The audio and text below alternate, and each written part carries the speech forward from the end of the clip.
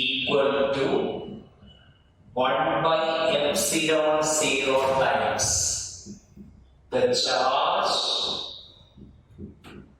enclosed in the surface. Charge enclosed in the surface. ശ്രദ്ധിക്കുക, important ആണ്. എക്സാമിന് ചോദിക്കാറാണ് goes theorem application. അപ്പോ goes theorem പറയുന്നത് എന്താണെന്ന് വെച്ചാൽ total electric flux over a closed surface is equal to 1 by epsilon 0 times the charge enclosed by the surface. അപ്പോൾ അവർ പറയുന്നത് എന്താണെന്ന് വെച്ചാൽ ഇതാണ് നിങ്ങൾ സിംപ്ലി പറഞ്ഞാൽ ഇതാണ് നിങ്ങളുടെ ക്ലോസ്ഡ് സർഫേസിലേക്ക് അല്ലെ, ഏത് ഷേപ്പ് ആവാം, ഒരു ക്ലോസ്ഡ് സർഫേസിൽ ഇതിന്റെ അകത്ത് എൻക്ലോസ് ചെയ്ത ചാർജ് ക്യൂ ആയിരിക്കും.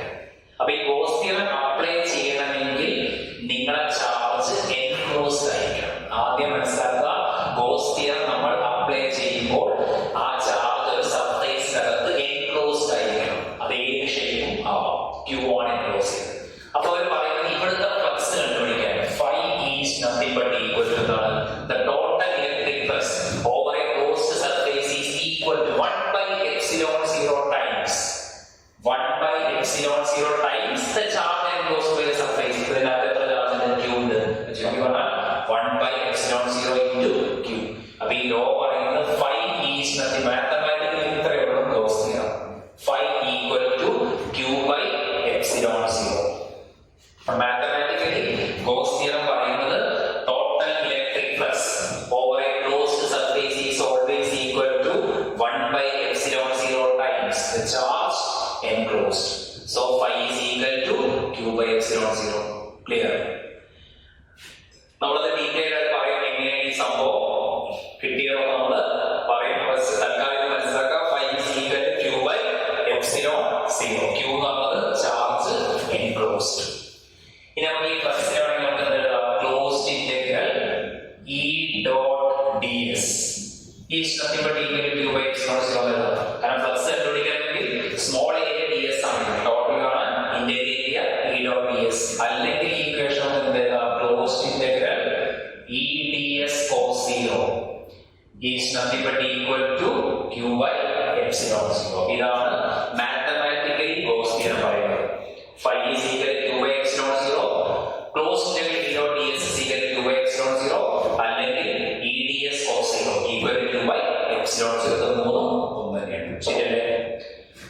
അപ്പൊ നിങ്ങൾ ആദ്യം മനസ്സിലാക്കേണ്ട കാര്യം, ഈ ഗോസ് തിയറം എന്തിനാണ് നമ്മൾ യൂസ് ചെയ്യുന്നത്? ഈ ഗോസ് തിയറം നമ്മൾ യൂസ് ചെയ്യുന്നത് ഇലക്ട്രിക് ഫീൽഡ് കണ്ടുപിടിക്കാൻ വേണ്ടി. അപ്പൊ ഇലക്ട്രിക് ഫീൽഡ് ഈസി ആയിട്ട്, കാരണം നമ്മൾ നേരത്തെ നമ്മുടെ ഡൈപോളിന്റെ ആക്സിയൽ ലൈൻ ഇലക്ട്രോണിലൊക്കെ കണ്ടു, പക്ഷെ ഒരുപാട് സ്റ്റെപ്സുകൾ ചെയ്തിട്ടാണ് നമുക്ക് ആൻസറിൽ എത്തിയത്.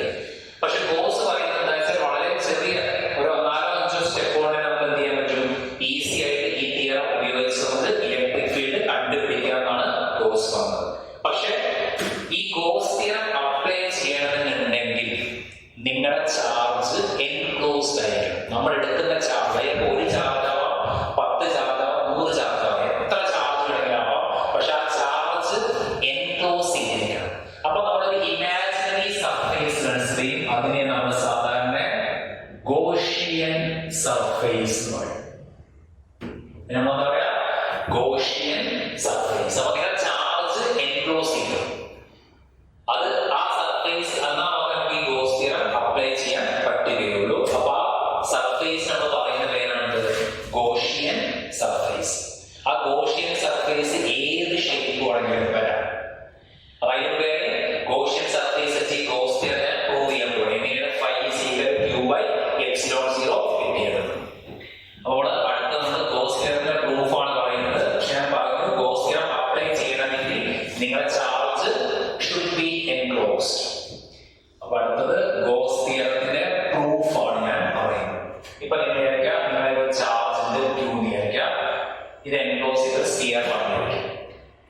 കാരണം 3 ഡയമെൻഷൻ ആയത് എൻക്ലോസ് ചെയ്യാൻ പറ്റും. വെറുതെ സ്ക്വയർ അകത്ത് വെച്ചാൽ എൻക്ലോസ്ഡ് ആവില്ല, ശരിയാണോ? അല്ലെങ്കിൽ ഒരു സർക്കിൾ അകത്ത് വെച്ചാൽ ചാർജ് എൻക്ലോസ്ഡ് ആവില്ല, സ്ഫിയർ ആയിരിക്കും, എന്നാലും എൻക്ലോസ്ഡ് ആവും. 3 ഡയമെൻഷൻ വരണം. ക്ലിയർ?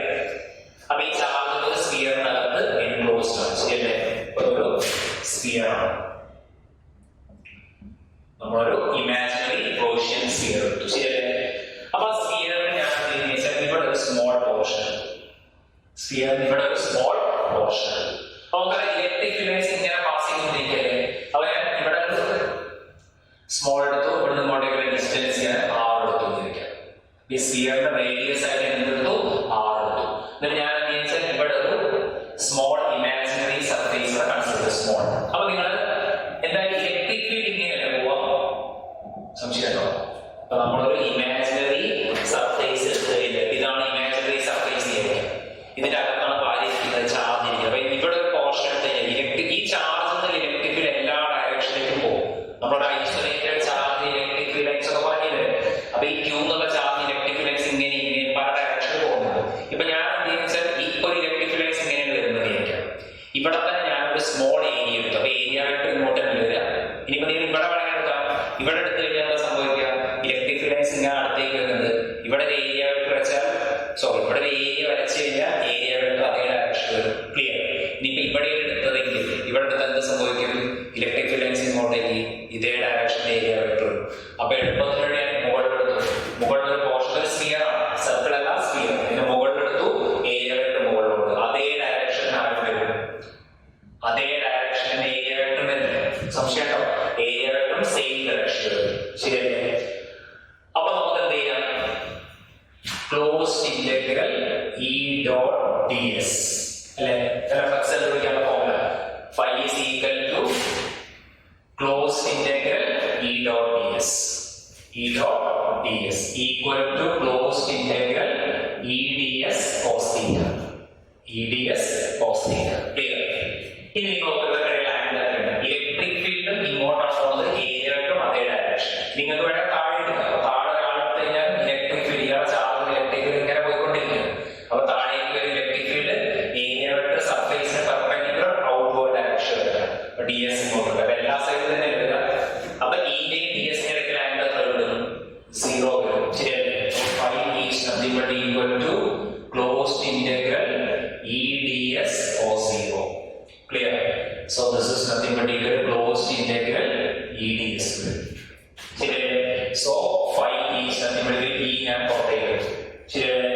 e ഞാൻ പുറത്തേക്ക് എടുത്തു, ഇന്റഗ്രൽ എന്ത് വരും, ds. ഈ നമുക്കറിയാം ഈ പോയിന്റ് ഇലക്ട്രിക് ഫീൽഡ് ആണ്. ഇവിടുത്തെ ഇലക്ട്രിക് ഫീൽഡ് അല്ലേ, ഈ പോയിന്റ് ഇലക്ട്രിക് ഫീൽഡ് നമുക്കറിയാം. ഈ ചാർജ് q ഇവിടെ നിങ്ങോട്ടേക്ക് ഡിസ്റ്റൻസ് r. അതെന്തോ electric field e is nothing but equal to 1/4 pi epsilon 0 അല്ലെ. ഇവിടെ നിങ്ങോട്ടേക്കുള്ള ചാർജ് q, അങ്ങോട്ടേക്കുള്ള ഡിസ്റ്റൻസ് എത്രയാണ്, ഇവിടെ നിങ്ങോട്ടേക്കുള്ള ഡിസ്റ്റൻസ് സ്മോൾ ഉണ്ടാവും. എന്തോരും e is 1/4 pi epsilon 0 q/r². നമ്മൾ ഓൾറെഡി പഠിച്ചാണ്. p എന്ന പോയിന്റ് ആ ഡിസ്റ്റൻസ് ആണെങ്കിൽ അവിടെ electric field 1/4 pi epsilon 0 q/r². ഈ ഇന്റഗ്രൽ ds എന്ന് വരും. ds എന്ന സ്മോൾ ഏരിയ, മൊത്തം ഏരിയ ഇവിടെ മുതൽ ഇവിടെ വരെയല്ലേ, ഇതൊരു സ്ഫിയർ അല്ലേ. സ്ഫിയറിന്റെ മൊത്തം ഏരിയ 4πr². സ്ഫിയറിന്റെ സർഫേസ് ഏരിയ എന്നത് 4πr. ഇന്റഗ്രൽ ds എന്ന് വരും 4πr². ക്ലിയർ? അപ്പൊ നമുക്ക് സബ്സ്റ്റിറ്റ്യൂട്ട് ചെയ്യുന്നത് phi is nothing but equal to e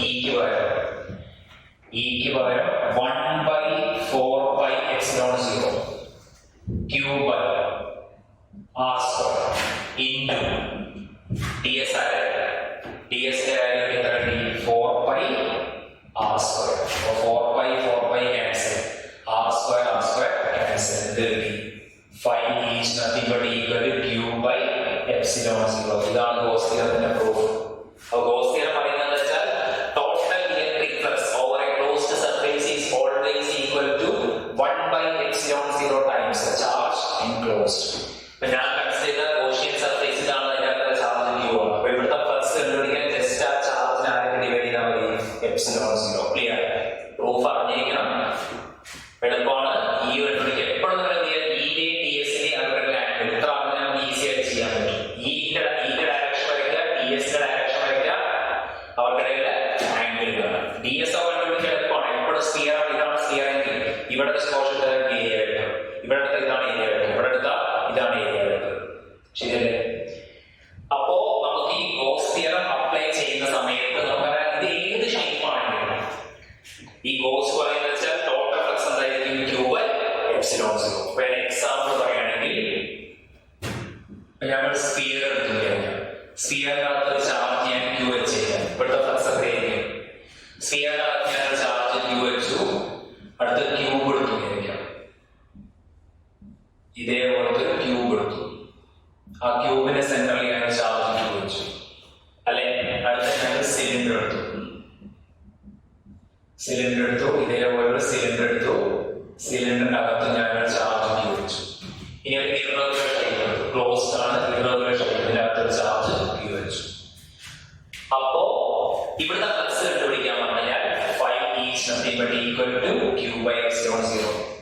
ഇനി ക്യൂബ് ഇവിടുത്തെ ഫ്ലക്സ് കണ്ടുപിടിച്ചാൽ 5 is equal to q by epsilon 0.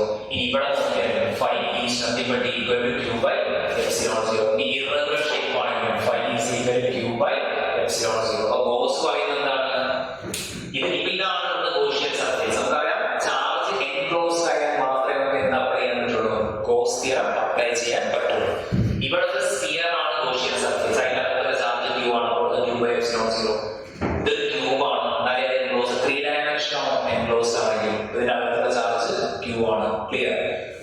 ഇനി അതേപോലെ ഒരു സിലിണ്ടർ ആണ്, സിലിണ്ടറിനകത്തുള്ള ചാർജ് ക്യൂ ആണ്, ഇത് ഇറഗുലർ ആണ്, എൻക്ലോസ്ഡ് ക്യൂ ആണ്. ഏത് ഷേപ്പ് ആണെങ്കിലും എത്ര സൈസ് ആണെങ്കിലും അതിന്റെ റേഡിയസ് ഞാൻ ഇൻക്രീസ് ചെയ്താൽ ഒക്കെ ആൻസർ q by epsilon 0. അപ്പോൾ ആ ഫ്ലക്സ് ആരെ മാത്രമേ ഡിപ്പെൻഡ് ചെയ്യുള്ളൂ? എൻക്ലോസ് ചെയ്ത ചാർജിനെ മാത്രമേ ഡിപ്പെൻഡ് ചെയ്യുള്ളൂ, അല്ലാണ്ട് independent of shape and size of the Gaussian surface. അപ്പോൾ നിങ്ങൾ കൺസിഡർ ഗോസിയൻ സർഫേസിന്റെ ഷേപ്പിനെയും സൈസിനെയും ആര് ഡിപ്പെൻഡ് ചെയ്യുന്നില്ല, ടോട്ടൽ ഫ്ലക്സ് ഡിപ്പെൻഡ് ചെയ്യുക. ഇപ്പൊ ഞാൻ ഇതേപോലെ സ്ഫിയർ എടുക്കുന്നില്ല, സ്ഫിയറിനകത്ത് ഇവിടെ ഒരു ചാർജ് എടുത്ത് q1, ഇവിടെ ഒരു ചാർജ് എടുത്ത് q2, ഇവിടെ ഒരു ചാർജ് പ്ലസ് മൈനസ് പ്ലസ്, ഇവിടെ q4 എടുത്തു പ്ലസ്. അത് നിങ്ങൾ ഇവിടുത്തെ ഫ്ലക്സ് കാണാൻ പറഞ്ഞിരിക്കാം, ഈ ക്വസ്റ്റ്യനിൽ ഫ്ലക്സ് കാണാൻ പറഞ്ഞു. നിങ്ങൾ എന്ത് ചെയ്യും? നിങ്ങൾ ആദ്യം എൻക്ലോസ് ചെയ്ത ചാർജസ്, ആദ്യം എൻക്ലോസ് ചെയ്ത charge q1 minus q2 plus q3, ഇയാൾ പുറത്താണ്, അപ്പൊ അയാളെ കൺസിഡർ ചെയ്യാൻ ആവശ്യമില്ല. അപ്പോൾ ഇവിടുത്തെ ഫ്ലക്സ് കാണാൻ പറഞ്ഞാൽ 5 equal to q1 minus q2 plus q3 divide by epsilon 0. Enclose ചെയ്തതിന്റെ അകത്തുള്ള ടോട്ടൽ ചാർജ്, ഇത് പ്ലസ് ആണ് പ്ലസ്, മൈനസ് ആണ് മൈനസ്, ആഡ് ചെയ്യുക, പുറത്തുള്ള ചാർജ് ഒന്നും നോക്കേണ്ട ആവശ്യമില്ല. ക്ലിയർ? ഇനിയിപ്പോ നിങ്ങൾ എന്ത് വെച്ചാൽ നിങ്ങളുടെ ക്ലോസ്ഡ് സർഫേസിന്റെ അകത്ത് നിങ്ങളൊരു ഡൈപോൾ വെച്ച് ചെയ്യുക, ഇത് മൈനസ് q, ഇത് പ്ലസ് q, ഒരു ഡൈപോൾ നിങ്ങൾ ക്ലോസ്ഡ് സർഫേസിന്റെ അകത്ത് വെച്ച് ചെയ്യുക. അപ്പോൾ flux 5 equal to total charge q minus q by epsilon 0. Answer 0 ശരിയല്ലേ? അപ്പൊ ഈക്വൽ നമ്പർ ഓഫ് പ്രോട്ടോണും ഈക്വൽ നമ്പർ ഓഫ് ഇലക്ട്രോണും ഒരു ക്ലോസ്ഡ് സർഫേസ് അകത്ത് വെച്ച് കഴിഞ്ഞാൽ അവിടെ ഫ്ലക്സ് ഉണ്ടാവില്ല. ക്ലിയർ? പിന്നെ ക്ലോസ്ഡ് സർഫേസിന് അകത്ത് വരുന്ന ഫ്ലക്സ് മാത്രമേ നമ്മൾ കൺസിഡർ ചെയ്യാൻ പാടുള്ളൂ. ഇതാണ് ഗോസ് തിയറം. ക്ലിയർ? അപ്പൊ ഗോസ് തിയറം എന്ന് പറഞ്ഞാൽ ഫ്ലക്സ് കണ്ടുപിടിക്കാൻ ഫർലീസിൽ എന്ത് ചെയ്താൽ മതി? q by epsilon 0. q എന്ന് പറയുന്നത് charge enclosed in the imaginary